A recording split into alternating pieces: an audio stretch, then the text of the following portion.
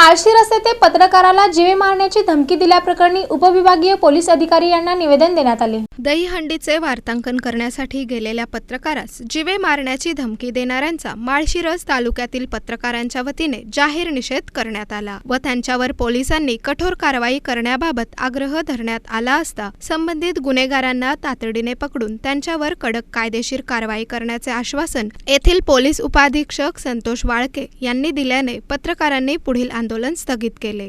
जयसिंग चौकात डॉल्बीचा कर्कश आवाजात दहीहंडीचा कार्यक्रम सुरू असल्याची माहिती मिळाल्याने पत्रकार कृष्णा लावंड हे शहानिशा करून वार्तांकनाकरिता त्या ठिकाणी गेले व मोबाईलमध्ये चित्रीकरण करण्यास सुरुवात केली असता 5 ते 6 जणांनी पत्रकार लावंड यांना गराडा घालून चित्रीकरण का करतो अशी विचारणा करत धक्काबुक्की व शिवीगाळ केली।